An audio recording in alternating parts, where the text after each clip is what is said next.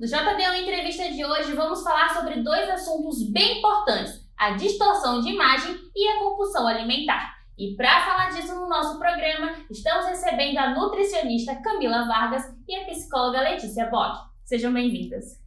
Muito obrigada. Muito obrigada. É sempre uma honra estar aqui falando sobre esses temas tão polêmicos nos dias de hoje. Importantíssimos, né?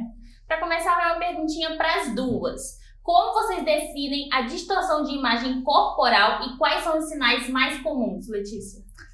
Distorção de imagem. Primeiro, eu acredito que a gente tem que ter uma visão mais ampla da coisa, né? A distorção de imagem, ela acaba sendo um resultado, né? Então, assim, o indivíduo, ele passa a não se enxergar como ele realmente é. Então, aí está a distorção de imagem, né? Mas a distorção, ela vem de outros fatores, né, que antecedem a distorção real, né, como a compulsão alimentar. E quais são os sinais mais comuns dessa compulsão? Eu costumo atender diversos pacientes no consultório que já vejo logo no primeiro momento que ela está tendo uma distorção de imagem por decorrência de algum gatilho, de algum transtorno. Então, um dos sinais ela não gosta de usar roupas mais apertadinhas, ela começa a se esconder nas roupas, então ela quer sempre roupas mais largas, ela tem medo da balança, ela costuma não querer ficar se pesando, ou até mesmo se olhar no espelho, ou o contrário, ela se olha muito no espelho. Então, são sempre os extremos que geram esses gatilhos, realmente. Nós estamos em um mundo onde a academia está em foco, muitas coisas no Instagram, TikTok, isso influencia também? Muito. As pessoas estão com uma pressão muito grande, justamente pela quantidade de informações que elas têm acesso. Hoje em dia, as redes sociais vêm influenciando muito. Então, na maioria dos casos, ela chega no consultório não com a sensação de um objetivo saudável, de nutrir o corpo. Ela vem com a sensação estética de um corpo que realmente não existe, né? Ela cria aquela sensação de atingir aquele corpo que não é acessível a ela naquele momento. Exatamente. É justamente isso que nós estávamos conversando antes, né? Sobre essa questão do indivíduo não enxergar a real ideia da nutrição, de ir ao nutricionista. Porque o nutricionista, ele é um profissional especializado nisso e ele trabalha com a nutrição. A estética é uma consequência, né? Exatamente. Mas, Letícia, muitos nós que fazemos terapia, a gente vê que a família, a criação pode influenciar muitas coisas. Disso também? Exatamente. Nós estávamos realmente falando sobre isso para aquecer aqui a entrevista, né? Muitas vezes o indivíduo ele acaba desenvolvendo a compulsão alimentar devido a traumas, né, a questões familiares. Então, esse indivíduo ele não teve um ambiente suficientemente bom, acolhedor, né, para fazer com que ele se desenvolva de uma forma saudável. Então, ele acaba desenvolvendo uma compulsão como forma de preencher o vazio. A gente está falando aqui da família, mas tem outros gatilhos que são mais comuns? Como a Camila mesma disse, a rede social tá em altíssima hoje, né? As celebridades. Então, é uma sociedade que impõe ainda, infelizmente, impõe um corpo perfeito, né? Que não existe, gente. Exatamente. Essa é a realidade. Então, a mídia tá aí, né, as redes sociais, as celebridades, muitas vezes a própria família que impõe isso de uma forma muito agressiva na maioria das vezes, porque a família não faz esse acolhimento com aquele indivíduo, não faz com que esse indivíduo pense sobre o que é que tá por trás disso. Porque a gente precisa entender isso, e por isso que é importante o trabalho em conjunto, né, tanto da psicologia com a nutrição, quanto com outras especialidades também, dependendo do caso. E como os transtornos alimentares, como a bulimia e a compulsão, se diferenciam em termos emocionais? Então, a bulimia e a anorexia, ela tá muito ligada a essa questão da distorção de imagem. A compulsão pode acabar desenvolvendo uma distorção de imagem, sim, tá? O que acontece? Na bulimia, por exemplo, tem uma compensação. Então, eu tenho a compulsão e eu tenho que compensar, que é vomitando, né? Então, essa é a diferença, a compensação. A gente está falando dessa compensação, mas, Camila, o que diferencia uma fome emocional, que está muito atrelada a esses problemas, de uma fome fisiológica? É muito confundido, realmente. A fome emocional, ela vem com uma sensação de aliviar aquela emoção que ela está no momento. Então, por exemplo, ela passou por um episódio de estresse durante o dia dela, ou ela teve um episódio muito triste, ou de repente ela está muito feliz e ela usa o alimento como uma fuga, como uma sensação de alívio daquela emoção. Já a fome fisiológica é aquela que o corpo necessita da energia, do nutriente, é a sensação da barriga doer mesmo, de que ela está necessitando do alimento. Então, eu sempre gosto de trazer esses exemplos, porque as pessoas confundem muito a necessidade do mastigar, que é a fome emocional, da fome fisiológica. E as dietas restritivas, dietas de internet, elas podem desencadear essa compulsão? Potencializa muito, porque a partir do momento que ela faz a exclusão de um grupo alimentar, ela automaticamente não consegue sustentar isso como estilo de vida. Então, aquela sensação de que ela não conseguiu seguir a dieta que ela mesma estipulou, vem como alívio no alimento, gera uma compulsão alimentar, porque lá na frente ela fala, eu não dei conta de fazer a dieta, então eu mereço comer normalmente um alimento mais calórico, com uma caloria vazia, que é a sensação de alívio. Então, é muito associado aos doces. Gerando um efeito rebote, inclusive, né, Camila?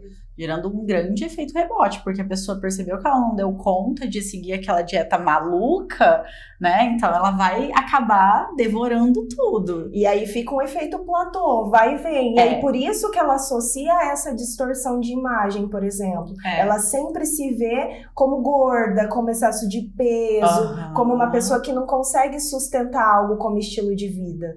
A gente está num mundo onde os empregos são cansativos, muita depressão, e chega no final do dia, a gente quer essa recompensa. A recompensa. Como vocês falaram, o mundo de hoje está fomentando essas doenças? Com certeza, acredito eu. Com certeza. Cada vez mais isso vem em porque ponto, as pessoas se alimentam da internet também como lazer. Não é só a comida que vira um lazer, a internet também vira um lazer, um momento de descanso. Só que a internet não é um momento de descanso. Você precisa se desligar da internet também e reconhecer até que momento, até que hora, né, aquilo está sendo saudável para você. Porque pode não ser saudável, mas a partir do momento que começa a te gerar um sofrimento, uma angústia, né, uma tensão, enfim, ou ansiedade, né? E muitas vezes as pessoas falam, eu não tenho tempo, por exemplo, de fazer uma atividade física, mas ela fica nas redes sociais. 2 horas, 3, 5. Nas redes sociais um tempão, então ela não percebe. Acaba virando um hábito essa sensação de lazer, de alívio nas redes. Exatamente. A gente estava falando também sobre o sistema de recompensa, né? Então a comida, ela traz esse prazer, ela traz essa sensação de prazer, essa tranquilidade, ativa dopamina, né, endorfina. Então ela vai ativar no cérebro realmente essa sensação de paz, de tranquilidade, de prazer. E tá tudo muito fácil, né? Exatamente. Letícia, você como psicóloga, a autoestima, ela tá ligada à imagem corporal ou dá para trabalhar isso de outras formas? A autoestima, ela está ligada, sim, mas não é só isso, né? Então, a autoestima está muito ligada ao indivíduo se sentir capaz, né?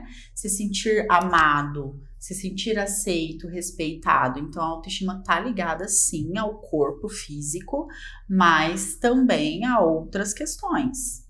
Agora, para as duas, quais os discursos dos pacientes que têm distorção de imagem? O que eles falam para vocês? Pode começar.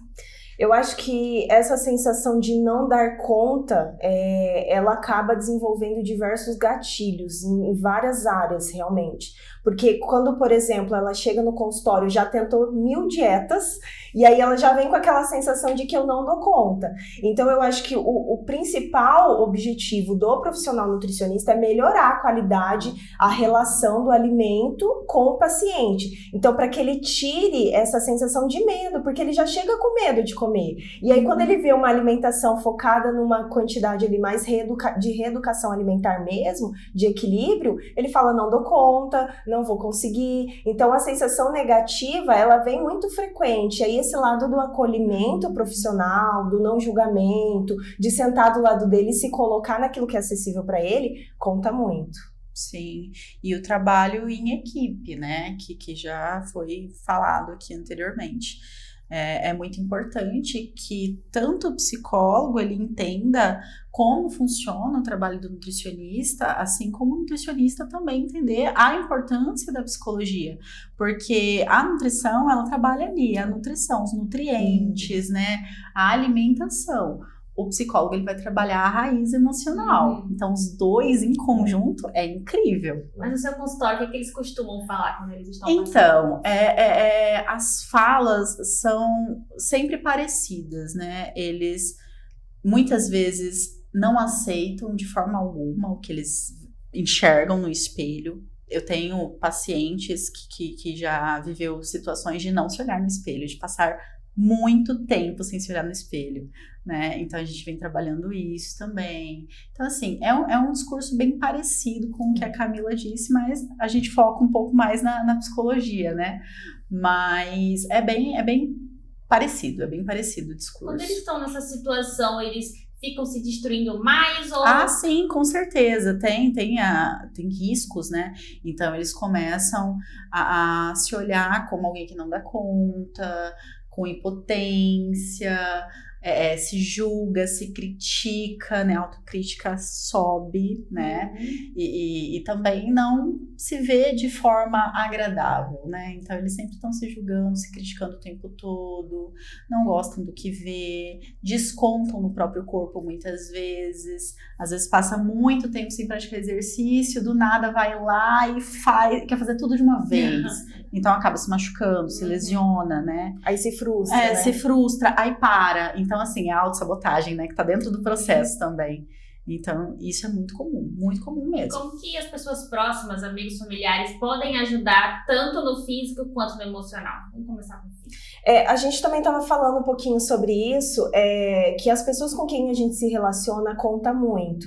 Então, se você tem um namorado que de repente não tá na mesma sintonia que você, ela acaba gerando gatilho. Se você tá num ciclo de amigos que também costumam ter mais esse lado negativo, acaba favorecendo também. Então é importante que ela entenda a necessidade do acompanhamento psicológico, assim como nutricional, para que de fato a gente consiga ir orientando ela para que ela possa a longo prazo identificar onde estão essas amizades ou esses relacionamentos que vão potencializar os gatilhos, porque é uma bola de neve, e aí vem o gatilho da ansiedade, logo em seguida de repente uma depressão. É importante, assim como tem familiar para cobrar o tempo todo, né, para tirar a pedra, né, exatamente. E é indispensável que esse indivíduo, em uma situação como essa, tenha um suporte, né, tem um acolhimento, que foi o que a Camila disse, né, e a gente está falando isso e frisando sempre, né, a importância do acolhimento, de compreender o que acontece por trás, né, da compulsão alimentar, da alimentação desregrada, né, das autossabotagens. Então, assim, é importante que a família acolha e perceba os sinais, né? Os sinais como a ansiedade, a depressão, as dietas super restritivas, dietas malucas, né? A autocobrança excessiva. Acredito que é isso. E qual o primeiro passo para começar esse tratamento? Eu acho que é aceitar ajuda. De fato, ele procurar, por exemplo, eu entendo que a minha mudança na alimentação precisa acontecer, então eu vou atrás de um profissional que entenda sobre isso. E esse profissional, identificando esses gatilhos, ele vai mandar uma cartinha para o psicólogo. Eu acho que é importante que você também aceite a ajuda do profissional psicólogo, é importante que você faça uma terapia, para que de fato a gente consiga cada um trabalhar dentro do seu quadradinho e, consequentemente, ele identificar esses pontos, esses gatilhos. Concordo? Sim, totalmente, né? Assim, o indivíduo, ele precisa entender que nem sempre ele vai dar conta de tudo. E muitas vezes ele vai precisar recorrer a um profissional especializado, né? E não focar em tentar resolver tudo sozinho, fazer dietas super restritivas, né, malucas, nem seguir o que o amiguinho ali do Instagram falou, né, porque a galera faz muito isso e acaba achando que é substituível, né, e não é, porque frustra, aí frustra e recomeça o ciclo. É porque a nossa sociedade vai moldando as pessoas a serem imediatistas. Então elas procuram métodos mais fáceis. Exatamente. Por quê? Porque ela quer um resultado imediato. E aí que tá o erro. É ali que ela não consegue sustentar como estilo de vida. Então, é mais fácil eu procurar a dieta do blogueiro que fez e deu certo pra ele, pra mim vai dar também. E é ali que vem o gatilho de não dar, porque nenhum metabolismo é igual um ao outro. Então pode ser o que dê certo pra um, não dê pro outro. É uma reestrutura, né? Então, assim, mas é uma reestrutura, não é aqui físico, que tá aqui palpável, é interna, tanto na nutrição quanto na psicologia. Então, assim, você tem que entender por que você faz aquilo, para você conseguir quebrar o ciclo. Meninas, muito obrigada pela entrevista, pela participação no nosso programa. Agora fiquem à vontade para divulgar o trabalho de vocês, Instagram, WhatsApp. Pode começar, Camila. Bom, eu fico muito feliz mesmo da gente conseguir ter esse espaço para falar um pouco mais sobre a importância do profissional na vida das pessoas, porque de fato as informações elas estão aí e cabe a nós utilizarmos a nosso favor, né? Então, eu realmente estou à disposição para falar sobre o assunto, caso surjam dúvidas, e também para recebê-los no consultório. Pode falar seu Instagram pra gente? Meu Instagram é K_VargasNutri, CA_VargasNutri. Letícia? Bom, eu concordo com tudo que a Camila disse. Eu acredito que realmente é um tema muito importante e nós precisamos falar sobre isso e sobre muitos outros temas que são emergentes nos dias de hoje, né? E as pessoas, elas querem tudo muito rápido. Então, a gente precisa ter essa consciência de que, na maioria das vezes, as coisas não vão acontecer com essa rapidez que a sociedade mostra. Porque no Instagram a vida é de um jeito, mas na realidade ela é outra, né? A realidade ela é outra. Então, eu também estou à disposição para trabalhar com vocês. Se vocês precisarem, estou aí. Só dá um alô, tanto no Instagram quanto no WhatsApp, né? E qual que é o Instagram? Instagram é @Letícia com TH Bog. D1Notícias.com, a notícia no seu celular.